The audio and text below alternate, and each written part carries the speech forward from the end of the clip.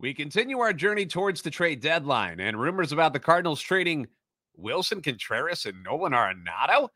I did not see that coming. We'll talk about it today on Locked On Cardinals.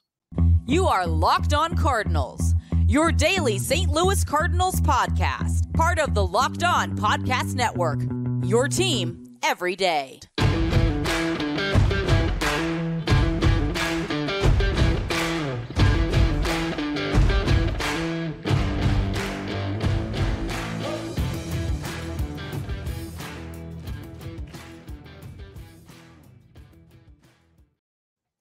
Hey there, Cardinals fans. I'm JD Hafford, and I'm a national radio sports anchor, born and raised in the Lou, and a lifetime Cardinals fan. And I'm your host for Locked On Cardinals, part of the Locked On Podcast Network, your team every day.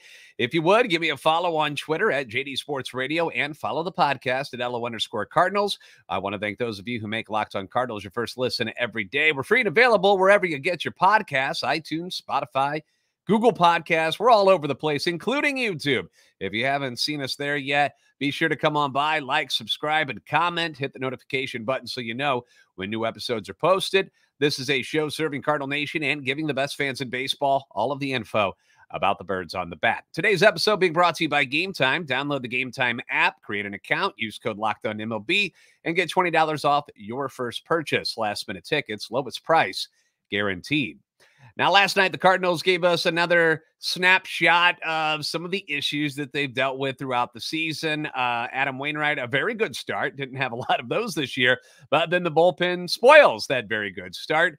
But the offense, which has made up for a lot of the inadequacies of the pitching staff this year, ends up bailing them out in the ninth inning to get the win over the reeling Arizona Diamondbacks. They're falling apart right now.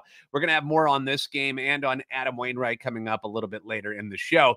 But we're going to start with the trade deadline stuff first, because that's why you're here, okay? Because the games, they're fun to talk about a little bit, but, the Cardinals aren't really going anywhere. But the trade deadline, it's getting closer. It's inching closer. We continue to focus on the rumors and talk about who might be staying, who might be going from this Cardinals roster, and what they might be getting back in return if they trade those people. So what do we think we know about the Cardinals' plans right now?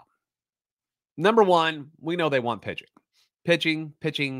That was the words from John Mozeliak. And you may have your trust issues with Mo and what he says, and I don't blame you if you do, but everyone who has watched the team this season knows that if their pitching had been even somewhat better, even like an average pitching staff, that the Cardinals wouldn't be in the position they're in right now.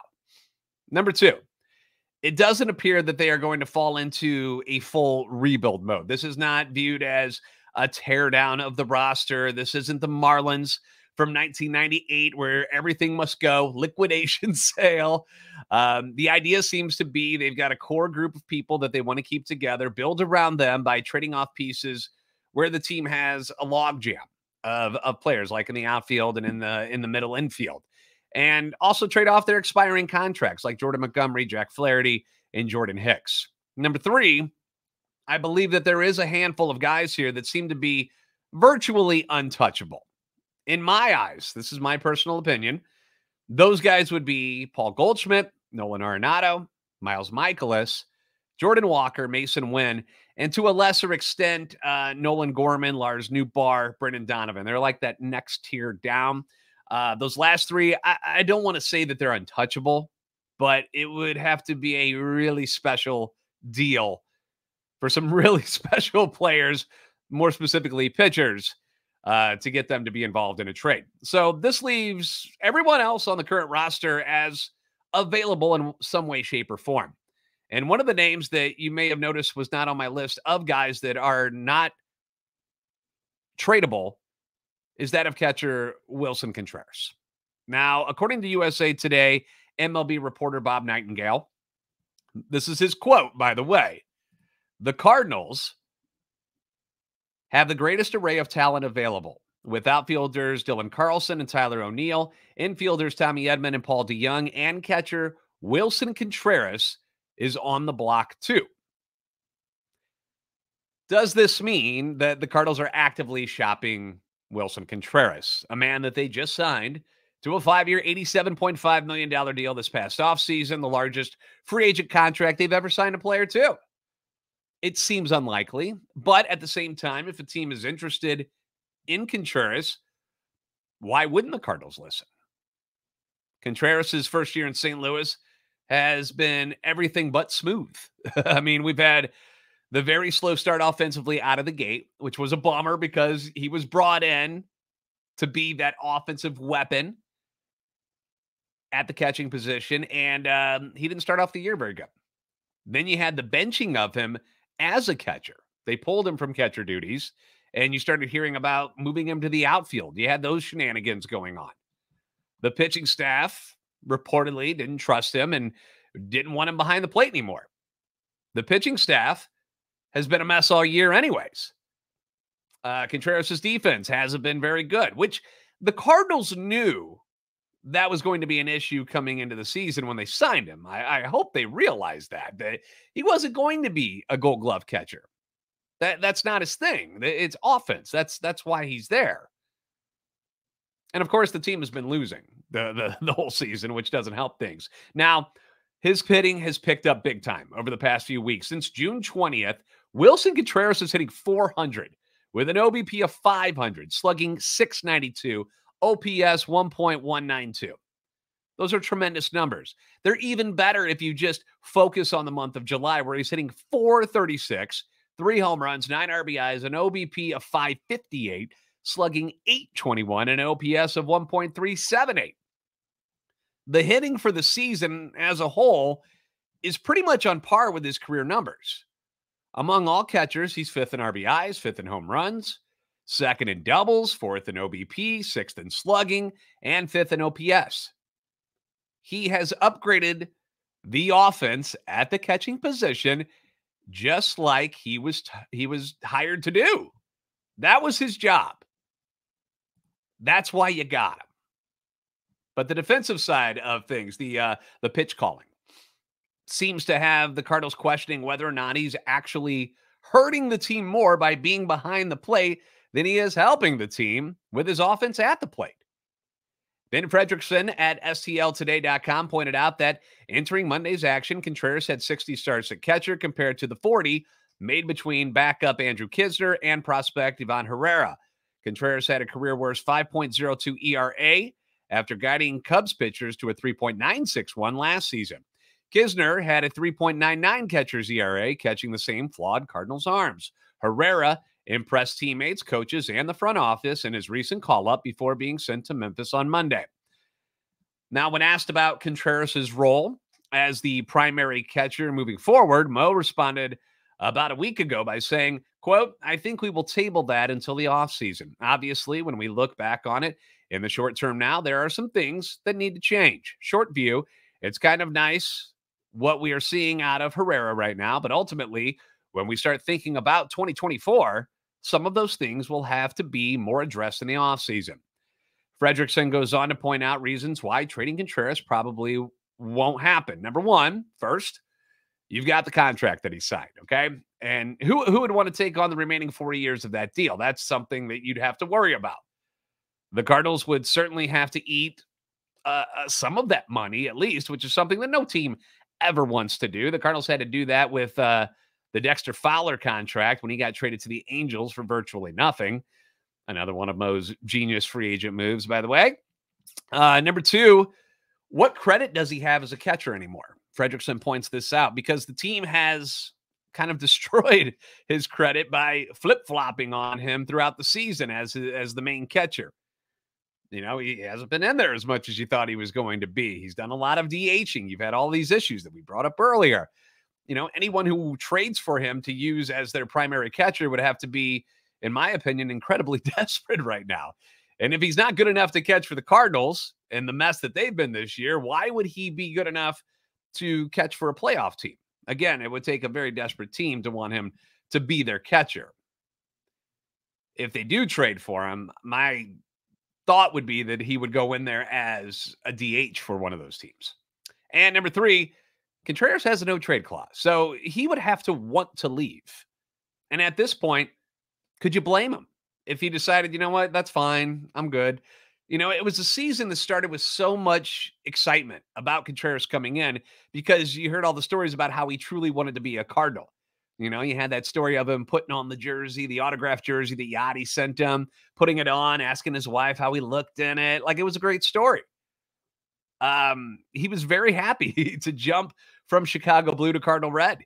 He skipped the WBC so he could be at spring training with his new team and coaches. And apparently that didn't work for getting him ready for what was going to happen this season.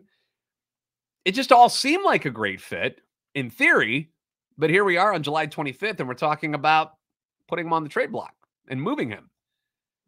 Now, I don't think he's going anywhere. I really don't. And the fact that we're even having these conversations honestly just shows to me how horrible John Mozeliak's decision-making has been once again over the past few seasons and continues to be. And this is the guy that we have to trust to make deals here at the trade deadline to start to turn this franchise around, to get things going in the right direction again. And another name that was brought up that I didn't think I would have to talk about much anymore as far as trades go is that of Nolan Arenado. Now his name's being whispered among people now. And we're going to get into that and what's going on with him next. We'll do that coming up here on Locked On Cardinals. Buying tickets to your favorite events should not be stressful. Game Time is the fast and easy way to buy tickets for all the sports, music, comedy, and theater that you're interested in. With great deals on last-minute tickets and their best price guarantee, you can stop stressing over the tickets and start getting excited for the fun that you're about to have. You don't have to plan months in advance. It's okay. Game Time has deals on tickets right up to the day of the event, with exclusive flash deals on tickets for football, basketball, baseball, concerts, comedy, theater, and more. We're talking football because preseason NFL football, that's not too far away. We're only a couple of weeks away from the preseason getting started in the NFL. Hard to believe that it's already here. And maybe you're interested in going to see one of your favorite teams play.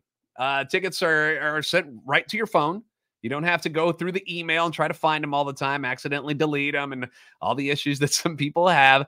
Get the tickets you want without the stress with Game Time. Download the Game Time app, create your account, use code LOCKEDONMLB for $20 off your first purchase. Terms apply. Again, just create an account, redeem that code LOCKEDONMLB, get $20 off. Download Game Time today. Last minute tickets, lowest price guaranteed.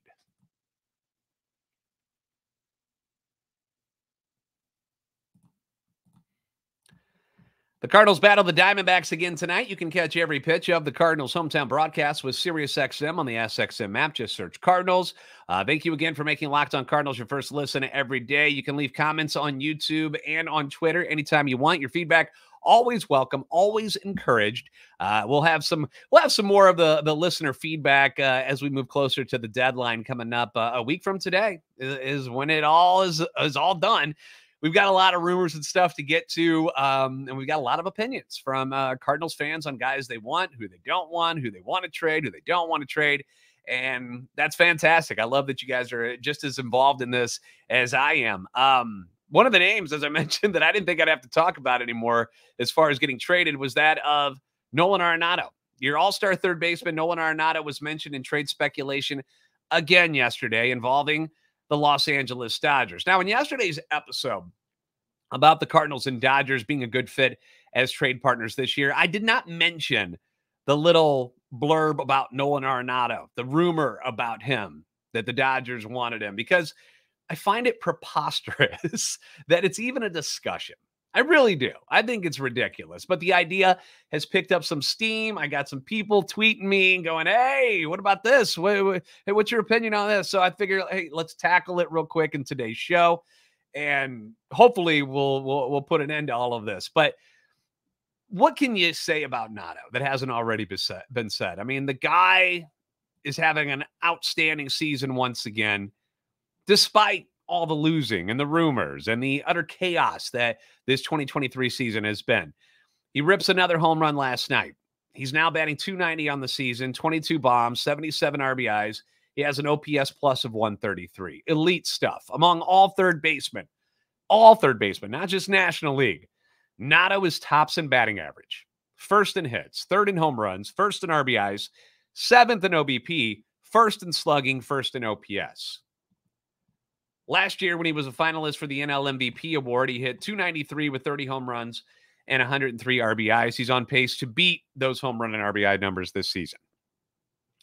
His strikeouts are up, his walks are down, and the defense has not been platinum glove worthy. You know, he's only made 5 errors this season, but his defensive run saved is at a career worst -5, which is like you've never seen that out of Nolan Arenado. He booted another one last night where you're like, normally Nolan makes those plays, and it's just not happening. And maybe, you know, the fact that the team's losing, his mind isn't solely focused on winning ball games as much as it probably used to be in the past. Maybe that's gotten to him a little bit. I'm willing to give him a bit of a pass. He's been so good defensively, and he still is. But at the same time, he's not at the level that we're used to seeing out of Nolan. But in the grand scheme of things, Nolan Arenado is the best third baseman on the planet. So to hear that a team is, quote, enamored with him, as the write-up about the Dodgers' interest in Arenado says, this shouldn't come as a surprise. Every team in the league would love to have Nolan Arenado on their squad. Everybody. Everybody. You know, the Cardinals have probably been long enamored with Freddie Freeman and Shohei Ohtani and Mike Trout. Of course they are. Why wouldn't they be? I've long been enamored with Pamela Anderson and Carmen Electra. So what? That doesn't mean that they're coming to hang out with me.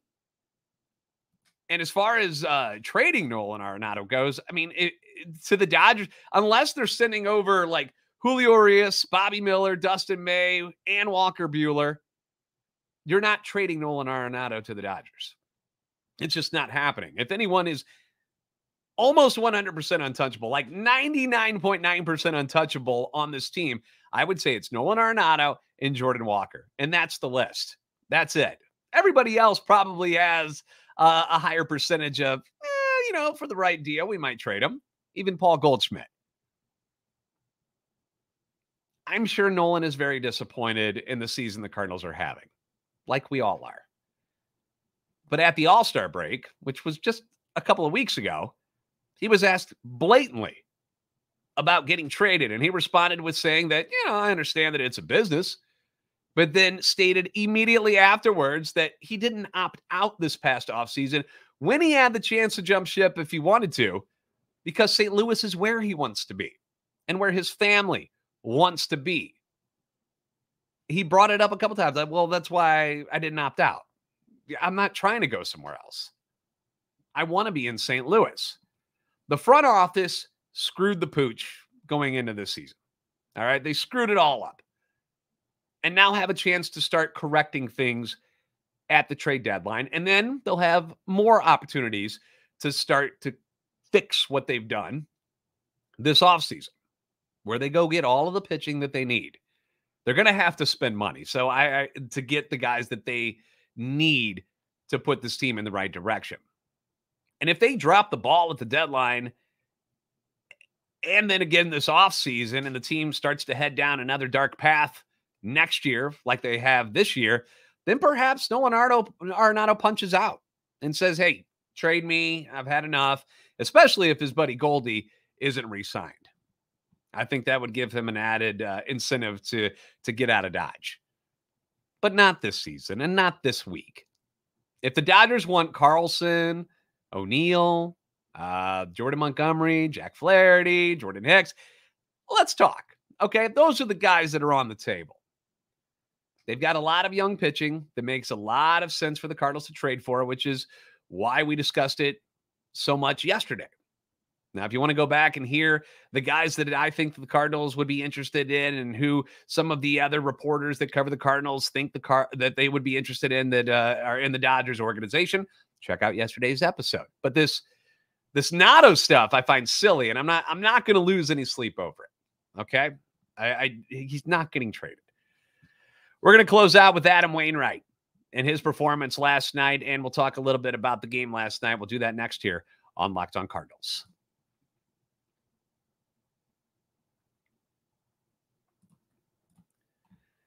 Adam Wainwright was back on a major league mound for the first time since the 4th of July, when things did not go so well in Miami against the Marlins. And although he looked a little bit rusty, which is to be expected, you got to give Waino credit. He went out there and threw one of his best games of the season. He hasn't had a lot of good ones, but the guy was supposed to be, remember this, the guy was supposed to be throwing to live batters, like a live simulated batting practice or whatever they call it, for the first time since going on to the IL on Monday. That's what he was supposed to be doing. And instead, because of the lack of pitching on the Cardinals roster, how many guys they had to use in Chicago, he had to take the mound instead against the Arizona Diamondbacks, a team that was just a half game out of the wild card spot going into the game and very recently was in first place over the Dodgers in the NL West. Big difference there. Bernie Miklasz over at scoopswithdannymac.com basically chastised the team for allowing something this crazy to happen, saying, quote, a couple of cortisone injections, 2 bullpen sessions, no injury rehab assignment, no real plan, no problem. The Cardinals are just winging it, giving Wainwright the assignment because they have no one else to make the start. This all reeks of desperation for the team and for Wainwright. His extra speedy return is just another example of the consequences that have hit the Cardinals hard in the aftermath of the front office's failure last offseason. And he's completely right. He's absolutely right. I mean, this was a pretty desperate move. Like, would the Cardinals do something like this with, say, even Miles Michaelis? But would they do it with any of their young guys like a Liberatore or any of the guys in Memphis like a McGreevy or a Graceffo or a Tink Hence? No, they would not do that. But luckily for the Cardinals and Adam, it didn't backfire the way it could have last night. It actually kind of worked out for him. In fact, I was very impressed with Waino's stuff. Now, he did give up some hard hit outs. That happened. There was a few line drives that were just smoked at some of the outfielders. But they found gloves instead of grass, and that was great. And it was good enough to get him through 5 innings and a chance to get win number 199 of his career. He was in line for that win last night. Unfortunately, the bullpen blew it again. League leading 23rd blown save of the season. But the offense, they pick up the bullpen. They like, look, we got your back. We'll help you out. Put together a miraculous 5-run 9th inning together to stun the Diamondbacks and win this one 10-6. Goldie in his return to his old stomping grounds. He goes 2 for 5. 3 RBIs, 2-run blast in that first inning, then had the game-tying RBI single in the 9th. Nolan Arenado hits his 22nd dinger of the year. Brendan Donovan with 3 more hits. Newt batting cleanup for the first time this year, walks 3 times, scores twice, gets that RBI walk in the 9th inning to take the lead. Great at bat there. And then how about Tyler O'Neill? Tyler O'Neill, who I know, he's kind of the whipping boy. You know, people are trying to get rid of him. It probably is in the best interest for both parties if Tyler O'Neill is traded, get a fresh start, change of scenery. But he comes in as a defensive replacement for Walker when the Cardinals actually had the lead. Comes up huge in the 9th with the bases loaded and 2 out, rips that double down the line in the left, clearing the bases. And I've been impressed with O'Neill since he's made his return. Now, we still haven't seen the power this year. He's no home runs since he's returned. He's only got 2 on the year. But since coming back, he's been getting on base a lot. Since his return, he's hitting 267, but he's got an OBP of 450 thanks to the 5 walks that he's also gotten in his 20 plate appearances. He only had 7 walks in his previous 99 plate appearances before the back injury. So whatever he's changed in his approach, he's seeing the ball well. Some of the calls that he struck out on in Chicago were balls. So he's just like, okay. I mean, they all looked a little bit high, the ones that I'm talking about. And I've liked it. I've enjoyed it. He looks like he's running well. He looks like he's having a good time being back out on the field, which, you know, he should be, considering how much the injuries have taken away from him this season. Will the team be interested in Tyler O'Neill still? I don't know. I would be if I was another team. Gorman was out again last night. Back stiffness, considered day-to-day. Nothing serious, but they're just being cautious with him. Contreras was out again with the hip, but he did pinch hit. He scores in the 9th inning and is expected back in the lineup tonight. The other moves the team made, they sent down Ivan Herrera and Zach Thompson, brought up Andrew Suarez from Memphis, former 2nd-round pick of the Giants, a guy I really liked in spring training. I thought he did a good job. They thought otherwise, set him down, was 4-2 at Memphis, basically a multi-inning reliever in Memphis, but he did start the last 3 games. But again, they're not like he's going 6-7 innings. He's going like 3 and 4 for the most part. At an ERA just over 4 at 4.08 at Memphis this year, left-hander. So I'm sure he'll get some action at some point. The team also moved Ryan Helsley to the 60-day IL, which means the earliest he can return will be on August 11th. Thank you again for making Locked On Cardinals your first listen every day. Be sure to catch every pitch of the Cardinals' hometown broadcast for the series against Arizona, which continues tonight with SiriusXM on the SXM app. Just search Cardinals. Steven Matz will get the ball this evening. Had a great outing against the Cubbies in his last time on the mound. Hopefully he continues that tonight. He'll go up against right-hander Merrill Kelly for the D-backs. First pitch will be at 8:40 St. Louis time. If you haven't already, please give us a follow on Twitter at LO_Cardinals and at JD Sports Radio. Like and subscribe on YouTube to help our channel and love for the Cardinals grow. Obviously, we'll continue to keep you posted on any updates when it comes to the trade deadline, any rumors. We're always here for you on YouTube. You'll get these shorts that are less than a minute long, where I'll cut them and put something out there if we get any breaking news. So be on the lookout for those. You guys are the best fans in baseball for a reason, and I'll see you next time on Locked On Cardinals.